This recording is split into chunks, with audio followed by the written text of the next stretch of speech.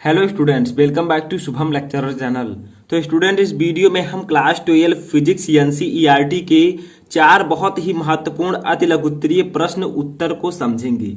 ये वीडियो बहुत ही ज़्यादा इंपॉर्टेंट है क्योंकि इस वीडियो में हम 4 महत्वपूर्ण जो अतिलघुत्तरीय प्रश्न को समझेंगे वो 4 अलग अलग चैप्टर्स से होगा। ठीक है, तो अगर आप भी फिजिक्स पढ़ना स्टार्ट कर दिए हैं, वैद्युत आवेश तथा क्षेत्र, स्थिर विद्युत विभव तथा धारिता, वैद्युत धारा, इन सबको अगर आप पढ़ रहे हैं तो ये वीडियो आपके लिए बहुत ही इंपॉर्टेंट है क्योंकि इस वीडियो में मैं 4 बेसिक क्वेश्चंस बताऊंगा जिनको जानना बहुत ही ज़्यादा जरूरी है। तो इस वीडियो को लास्ट तक देखते रहें और वीडियो को लाइक कर दीजिएगा। ठीक है, इसका पीडीएफ भी मैं डिस्क्रिप्शन में प्रोवाइड करा दूंगा। तो सबसे पहले हम देखिए कि किस प्रकार से आपको ये 4 क्वेश्चन लगाने हैं। तो देखिए, सबसे पहला क्वेश्चन जो है वो क्या है। तो देखिए, एक कूलाम बिंदु आवेश वायु में, ठीक है, 1 मीटर की दूरी पर कितना वैद्युत क्षेत्र उत्पन्न करता है। देखिए, बहुत ही बेसिक क्वेश्चन है। इसमें फार्मूले की तरह आप लोग फार्मूला समझकर इसको आसानी से लगा सकते हैं। एक न्यूमेरिकल है, ठीक है, और मैं जो 3 क्वेश्चन बताऊंगा वो न्यूमेरिकल नहीं होंगे। तो देखिए, एक कूलाम बिंदु आवेश वायु में 1 मीटर की दूरी पर कितना वैद्युत क्षेत्र उत्पन्न कर सकता है। देखिए, क्या क्या दिया गया है। न्यूमेरिकल अगर आप सॉल्व कर रहे हैं तो यहां पर हम लोग लिख देते हैं सॉल्व।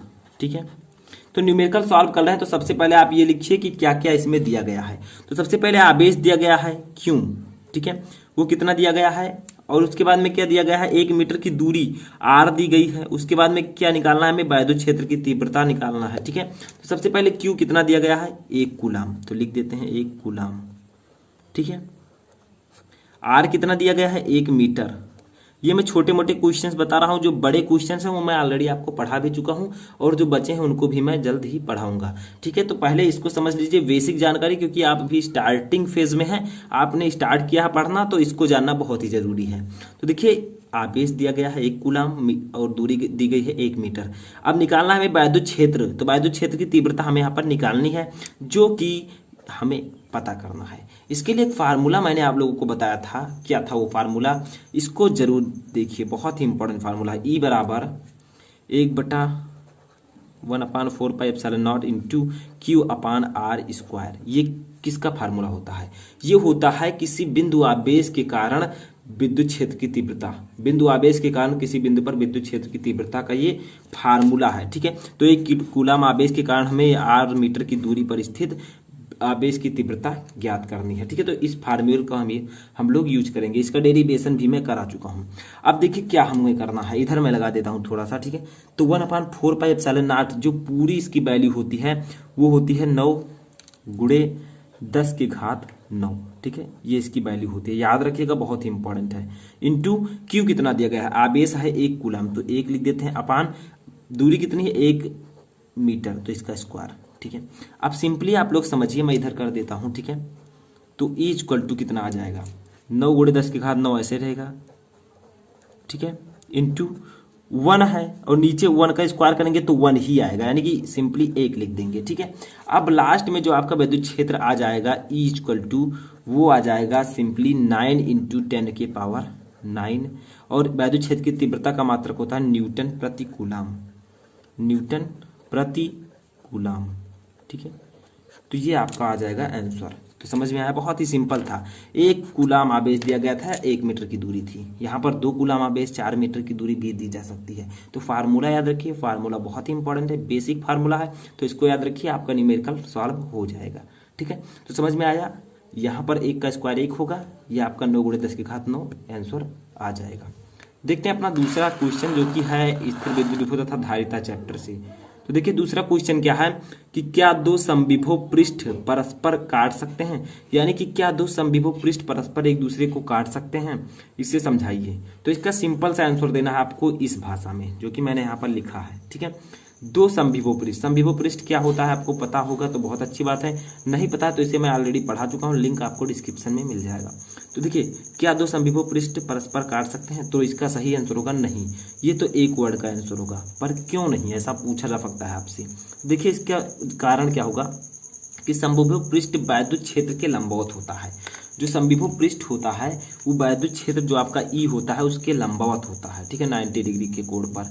इसीलिए यदि 2 समविभव पृष्ठ परस्पर काटेंगे, मान लीजिए अगर दो समविभव पृष्ठ परस्पर काटेंगे तो जो कटान बिंदु होगा, जहां पर दो, जैसे देखिए एक समविभव पृष्ठ ये दोनों काट रहे हैं, तो ये जो कटान बिंदु होगा यहाँ पर वैद्युत क्षेत्र की दो दिशाएं उत्पन्न होंगी, एक इधर, ठीक है, दो दिशाएं उत्पन्न होंगी जो कि असंभव है। इसीलिए समविभव पृष्ठ परस्पर एक दूसरे को काट नहीं सकते। ठीक है, तो एक बार फिर से समझिए, क्या दो समविभव पृष्ठ एक दूसरे को काट सकते हैं? तो इसका सही आंसर होगा नहीं।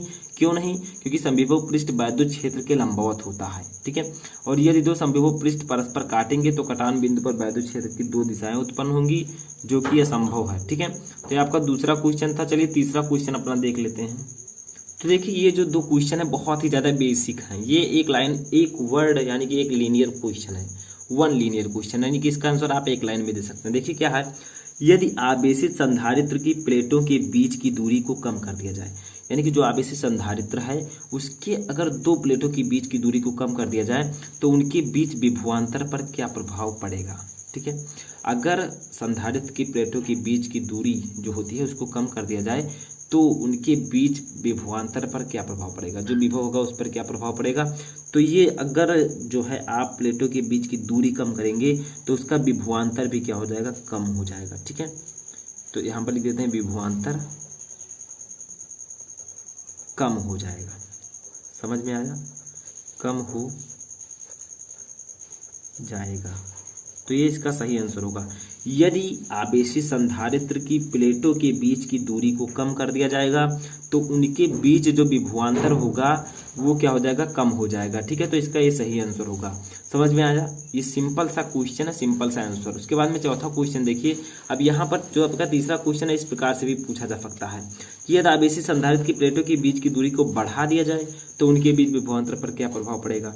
तो अगर बीच की दूरी, प्लेटों के बीच की दूरी बढ़ाई जाएगी तो उसका विभवांतर भी ऑटोमेटिक बढ़ जाएगा। ठीक है, तो ये आप लोगों को याद रखना है। चौथा देखिए क्वेश्चन हमारा क्या है, तो चौथा क्वेश्चन हमारा है कि यदि किसी चालक तार के सिरों के बीच कोई विभवांतर न लगा हो तब उसके मुक्त इलेक्ट्रॉनों के अनुगमन वेग का मान ज्ञात कीजिए।